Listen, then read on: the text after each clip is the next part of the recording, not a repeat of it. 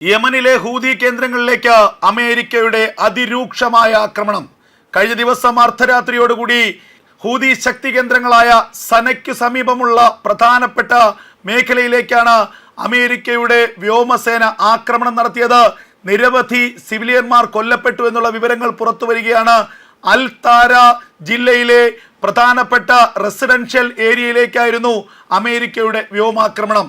സന എയർപോർട്ടിന് സമീപവും ആക്രമണം നടന്നതായി യമനിലെ മാധ്യമങ്ങൾ തന്നെ റിപ്പോർട്ട് ചെയ്യുന്നുണ്ട്. കഴിഞ്ഞയാഴ്ച അമേരിക്ക നടത്തിയ വ്യോമാക്രമണത്തിൽ 31 പേരാണ് യമനിൽ കൊല്ലപ്പെട്ടത്.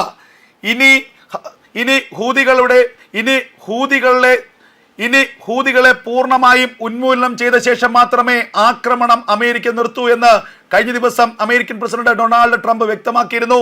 ഇതിന് പിന്നാലെയാണ് രാത്രിയോടുകൂടി ഹൂതികളുടെ പ്രധാനപ്പെട്ട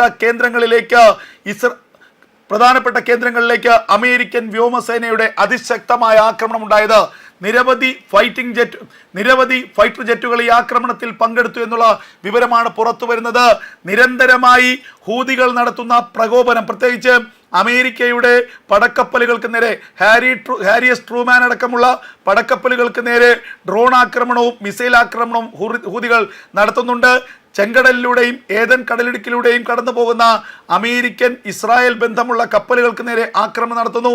അങ്ങനെ 2023 ഒക്ടോബർ 7 ഇസ്രായേൽ ഹമാസ് യുദ്ധം ആരംഭിച്ച ശേഷം 100-ലധികം ആക്രമണങ്ങളാണ് വിവിധ മേഖലകളിൽ ഹൂതികൾ നടത്തിയത്. ഇതിനെല്ലാമുള്ള പ്രതികാരമാണിപ്പോൾ അമേരിക്ക നടത്തുന്നത്. ഹൂതികൾക്ക് കനത്ത മുന്നറിയിപ്പ് ദിവസങ്ങൾക്ക് മുൻപ് അമേരിക്കൻ പ്രസിഡന്റ് ഡൊണാൾഡ് ട്രംപ് നൽകിയിരുന്നു.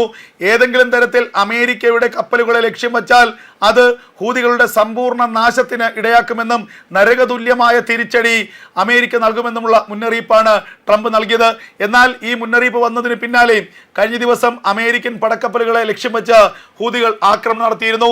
ഇസ്രായേലിന് നേരെ ഹൈപ്പർസോണിക് ബാലിസ്റ്റിക് മിസൈലാണ് പ്രയോഗിച്ചത്. എന്നാൽ ഇസ്രായേലിന്റെ വ്യോമ പ്രതിരോധ സംവിധാനം അതിനെ നിഷ്പ്രഭമാക്കി എന്നുള്ള വാർത്തകളും പുറത്തു വരുന്നു. ഇസ്രായേലിനുള്ളിൽ ഒരു നാശനഷ്ടവും ഈ ഹൈപ്പർസോണിക് ബാലിസ്റ്റിക് മിസൈൽ മൂലം ഉണ്ടായില്ല എന്നുള്ളതാണ് ഇസ്രായേൽ മാധ്യമങ്ങൾ നൽകുന്ന വിവരം. എന്നാൽ ഇനിയും കാത്തിരിക്കാനാകില്ല എന്ന് ട്രംപ് ഇന്നലെ വൈകുന്നേരത്തോടുകൂടി വ്യക്തമാക്കി. സൈന്യത്തിന് അതിശക്തമായ നിർദ്ദേശം നൽകി. പൂർണ്ണമായും ഹൂതികളെ ഉന്മൂലനം ചെയ്യുക, നിർവീര്യമാക്കുക എന്നുള്ള നിർദ്ദേശമാണ് തന്റെ സൈന്യത്തിന് ഡൊണാൾഡ് ട്രംപ് നൽകിയത്. ഈ നിർദ്ദേശത്തിന് പിന്നാലെയാണ് യമന്റെ ആകാശത്തേക്ക് കുതിച്ചെത്തിയ അമേരിക്കയുടെ ഫൈറ്റർ ജെറ്റുകൾ അതിരൂക്ഷമായ ആക്രമണം യമന്റെ വിവിധ ഭാഗങ്ങളിൽ നടത്തിയത്. അതായത് വീണ്ടും പശ്ചിമേഷ്യ യുദ്ധക്കെടുതിയിലേക്ക് വരികയാണ്. ഒരു ഭാഗത്ത് ഗാസയിലേക്ക് സമ്പൂർണ്ണ യുദ്ധം ആരംഭിച്ച് ഇസ്രായേൽ, മറുഭാഗത്ത് യമനിലേക്ക് വീണ്ടും ആക്രമണം കടുപ്പിച്ച് അമേരിക്ക. യമനെ ആക്രമിക്കുന്നതിനൊപ്പം തന്നെ അമേരിക്ക ലക്ഷ്യമിടുന്നത് ഇറാനെ കൂടിയാണ്. വൻ മുന്നറിയിപ്പ് കഴിഞ്ഞ ദിവസം ഡൊണാൾഡ് ട്രംപ് ഇറാന് നൽകിയിരിക്കുന്നു.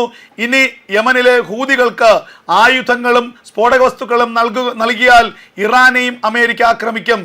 അമേരിക്കയും ഇസ്രായേലിനെയും ആക്രമിക്കുന്നതിന് വേണ്ടി ഹൂതികൾക്ക് ആവശ്യത്തിലധികം ആയുധങ്ങളും മിസൈലുകളും ഡ്രോണുകളും ഒക്കെ നൽകുന്നത് കാലങ്ങളായി ഇറാനാണ്. പ്രത്യേകിച്ച് ഭീകരവാദം വളർത്തുന്നതിനായി ഇറാൻ തങ്ങളുടെ പ്രോക്സിയായിട്ട് പ്രധാനമായും ഉപയോഗിക്കുന്നത് ഈ ഹൂതികളാണ് നിരന്തരമായി ഇസ്രായേലിന് നേരെ ഡ്രോൺ ആക്രമണവും അതുപോലെ തന്നെ മിസൈൽ ആക്രമണവും നടത്തുന്നത്. ഹൂതികളുടെ പ്രധാനപ്പെട്ട ആയുധ സോഴ്സ് എന്ന് പറയുന്നത്, ആയുധ ഉറവിടം എന്ന് പറയുന്നത് ഇറാൻ തന്നെയാണ്. ഇറാന്റെ സൈനിക സാമ്പത്തിക സഹായത്തോടെ പശ്ചിമേഷ്യയിൽ പ്രവർത്തിക്കുന്ന ഒരു കൊടും ഭീകര സംഘടനയാണ് ഹൂതികൾ. അതുകൊണ്ട് തന്നെയാണ് ഇറാൻ അതിശക്തമായ മുന്നറിയിപ്പ് അമേരിക്ക നൽകിയിരിക്കുന്നത്. ഹൂതികൾക്ക് ഇനിയും ആയുധം കൊടുത്ത് അമേരിക്കയോ ഇസ്രായേലിനെയോ ആക്രമിക്കാനാണ് ഇറാന്റെ നീക്കമെങ്കിൽ അടുത്തു തന്നെ ഇറാനെ അമേരിക്ക ആക്രമിക്കുമെന്ന് ഡൊണാൾഡ് ട്രംപ് വ്യക്തമാക്കിയിരിക്കുന്നു.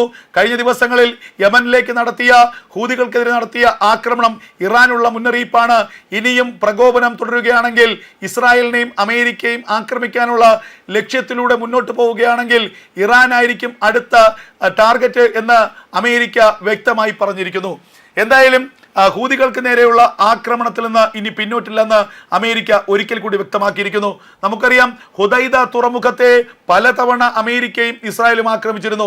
ഏറ്റവും പ്രധാനപ്പെട്ട തീവ്രവാദ പ്രവർത്തനം നടക്കുന്ന ഒരു തുറമുഖമാണ് ഹുദൈദ തുറമുഖം. ആ ഹുദൈദ തുറമുഖം ഹൂതികളുടെ നിയന്ത്രണത്തിലാണ്. ഈ തുറമുഖം വഴിയാണ് ഇറാനിൽ നിന്നുള്ള ആയുധങ്ങൾ, മയക്കുമരുന്നുകൾ ഒക്കെ തന്നെ യമനിലേക്ക് എത്തുന്നതും യമനിൽ നിന്ന് അത് ലോകത്തിന്റെ വിവിധ മേഖലകളിലേക്കുള്ള ഭീകര പ്രവർത്തകർക്ക് സപ്ലൈ ചെയ്യുന്നതും ഈ ഹുദൈദ തുറമുഖം വഴിയാണ്.